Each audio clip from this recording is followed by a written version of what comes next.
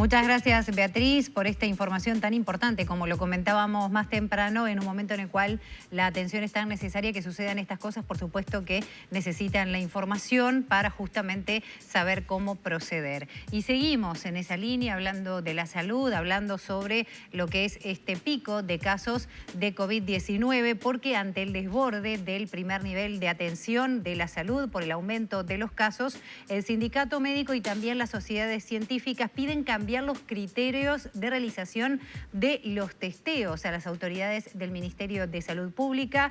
Es por eso que para hablar sobre esto y sobre la situación sanitaria actual recibimos en Arriba Gente al doctor Luis Núñez, es médico intensivista, vocero del plenario de sociedades científicas del Sindicato Médico del Uruguay, justamente para echar luz sobre esta situación. Muchísimas gracias por acompañarnos. Sabemos que ha sido una mañana compleja también con usted con respecto al tránsito, sus guardias, así que de verdad muchísimas gracias. No, por favor.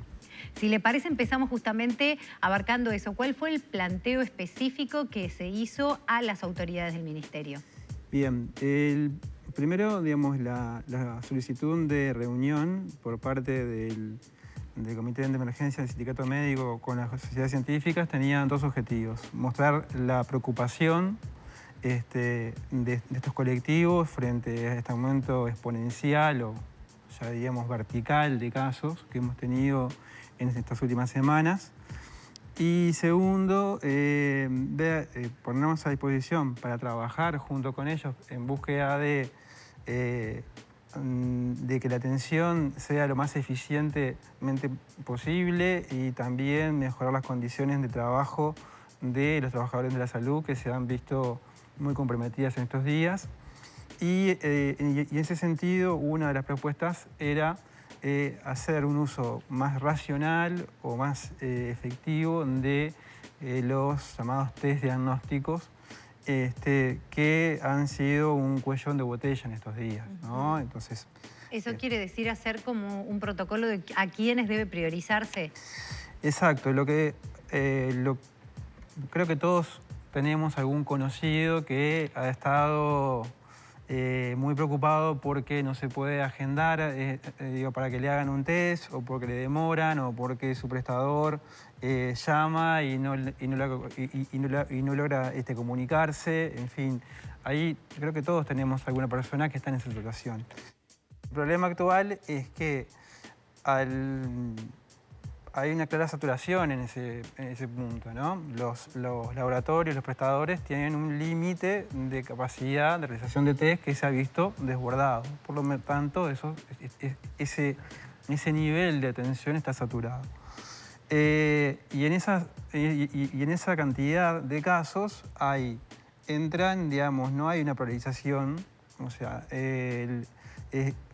entra un paciente que está asintomático porque fue contacto de otro, o entra una persona joven que no tiene factores de riesgo para desarrollar una enfermedad COVID grave, y también entran personas que sí tienen patologías o condiciones que las hacen más vulnerables a desarrollar un COVID grave.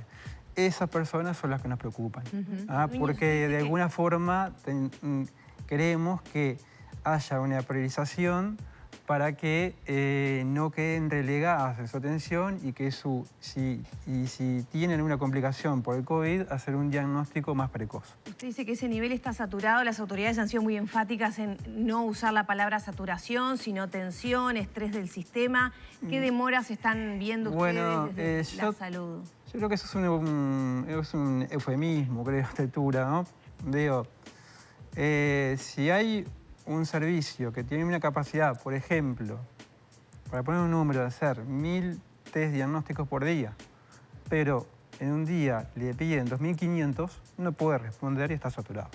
Creo que eso es así. En cuanto a demoras, no está ¿qué han registrado tensionado ustedes? Desde que se le indica el hisopado a alguien, ¿cuánto se demora? Y bueno, hay personas que han estado hasta más de 4 días para que el prestador le pueda agendar un día para hacerse el test. Claro, después de la agenda hay que esperar para que te toque el día e ir a hacerlo. Exacto, y todos los problemas que eso genera en la vida cotidiana de esa persona.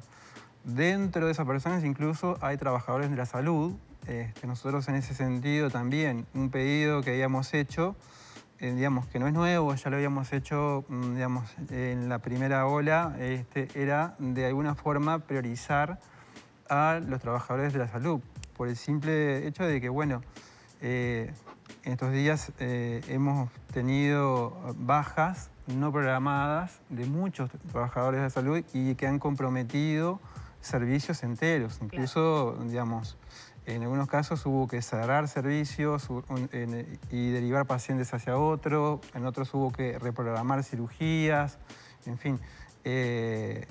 Muchos problemas en la atención de las puertas de emergencia, también por falta de personal. En CTI, digamos que desde el ámbito donde yo me manejo, no ha sido tan grave, pero sí hemos tenido varias bajas. Y eso obviamente también complica.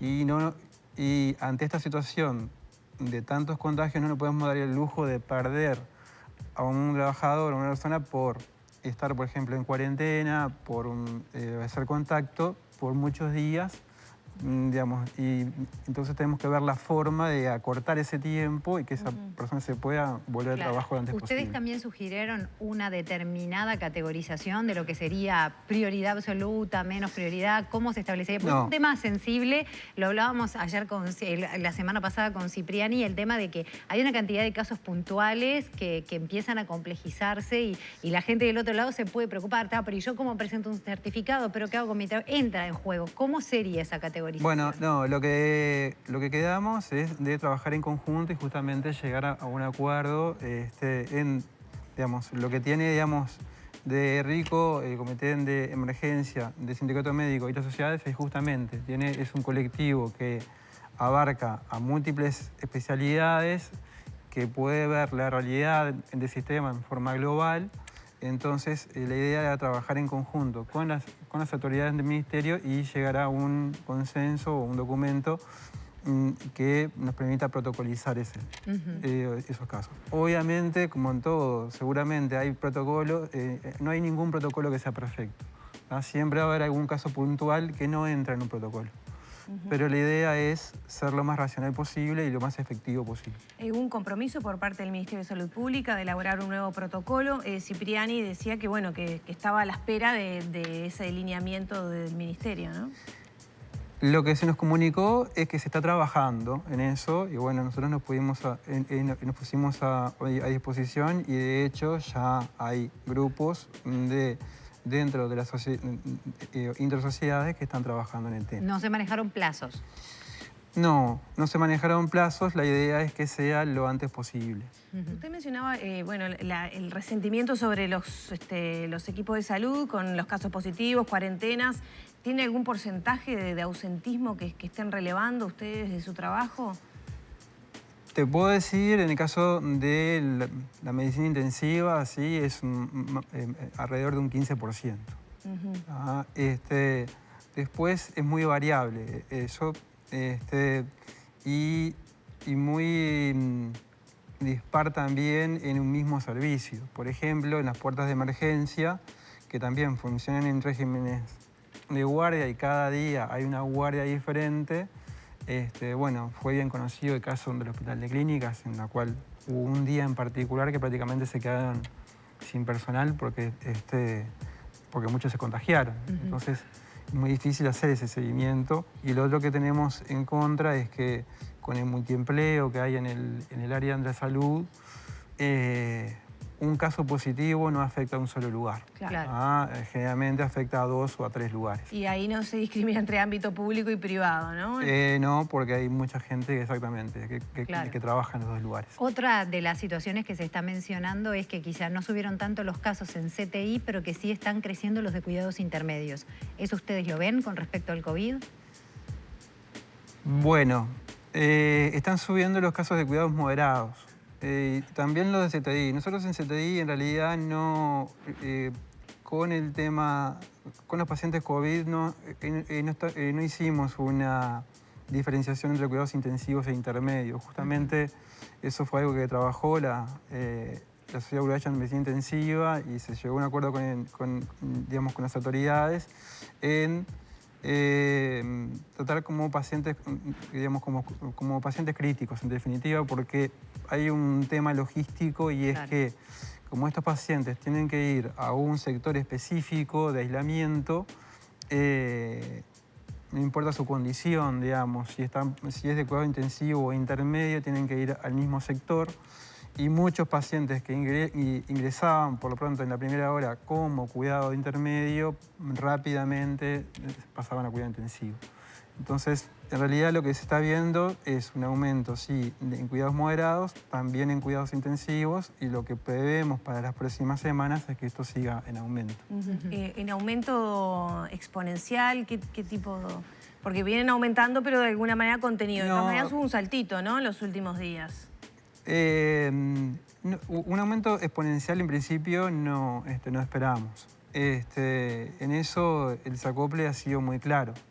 Lo que es probable es que cada vez tengamos más pacientes que ingresen con un diagnóstico de COVID positivo y no tantos por enfermedad COVID.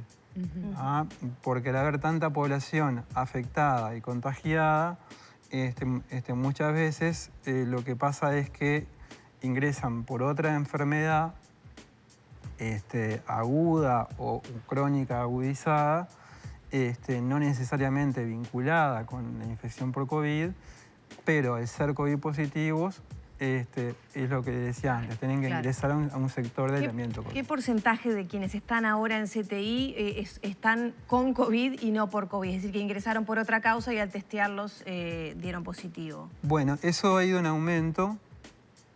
El último relevamiento que habíamos hecho era más o menos un 40% de los pacientes ingresaban con COVID positivo y el 60% restante era por enfermedad COVID. Ahora en la mañana, cuando venía, justo escuché unas declaraciones del señor ministro que tenía otros datos y como que había aumentado un poco el porcentaje de pacientes que ingresan con COVID positivo, pero no por enfermedad COVID. Claro. Y es lo que les comentaba antes, que es algo que es esperable que suceda. Llama la atención la cantidad de fallecidos que hubo ayer, 18. Eso marcó también un aumento. ¿Qué vinculación tiene esto? Bueno, con los pacientes que están en CTI. Ya en la otra ola hablábamos de que muchas veces las personas que fallecen no es que fallecen en CTI, sino que no llegan a los centros de internación. Bueno, ¿qué valoración se hace de este aumento? En primer lugar, nosotros, digamos, de ese número de pacientes, la mayoría no fallece en CTI por distintos motivos. Pero generalmente son personas que, digamos, por su condición, digamos, no se benefician de un ingreso a un cuidado intensivo. Lo otro es ver realmente si esas personas murieron por la enfermedad COVID o, como les decía antes, ingresaron a un sanatorio o a un hospital o estaban con un diagnóstico de COVID, pero, digamos, no desarrollaron la enfermedad. En cuanto a eso, hay una comisión, digamos, que hace un relevamiento de los casos y, bueno, y como ven, muchas veces se eliminan de la lista de fallecidos un número variable de pacientes, justamente porque se revisa la historia clínica y se determina que la causa de fallecimiento no fue por enfermedad COVID, sino que fue otra. Igual se suma entonces a los números de muertes. Bueno, sí, porque inicialmente, digamos, es muy difícil, hay casos que son muy difíciles de determinar a priori si la persona fallece por causa de COVID y no. Hay casos que sí, que son muy claros. Y hay otros que no. Esa es la depuración que se hace después en los informes del SINAE que dice se retiraron tantos casos, va en esa línea. Exactamente. Doctor, ya para cerrar, una pregunta que a diario surge y tiene que ver con la cantidad de personas que están en CTI y el nivel de vacunación que tienen, ¿no? ¿Qué se puede ver en los datos actuales? Lo que sigue digamos, predominando es, dentro de los que desarrollan enfermedad COVID, son en su mayoría pacientes no vacunados o con una pauta de vacunación incompleta, que ahí tenemos de todas las plataformas, ya sea con Sinovac, AstraZeneca, Pfizer, la mayoría son pacientes que no han recibido la dosis de refuerzo. Hemos tenido algún ingreso, sí, con dosis de refuerzo, pero son excepciones. Y después tenemos en los pacientes que son COVID positivos, pero que no desarrollan la enfermedad COVID, ahí sí tenemos más, o sea, ahí el porcentaje de vacunados sube, pero bueno, ya como le decía, ingresan por otra patología diferente a la enfermedad. En cuanto a edades y en cuanto a características, o sea, comorbilidades, ¿se mantiene la tendencia de siempre? Sí, se mantiene. Sí. Los pacientes que ingresan en su mayoría son pacientes añosos y por lo general con alguna comorbilidad. Y en los vacunados sí tenemos un porcentaje menor, digamos, de gente más joven. Doctor, muchas gracias por estos minutos con Arriba Gente. Bueno, gracias a ustedes por la entrevista. Cerramos por aquí entonces el diálogo con el doctor Luis Núñez, intensivista, vocero del plenario de Sociedades Científicas del Sindicato Médico del Uruguay. Ya son las 9 de la mañana, 21 minutos.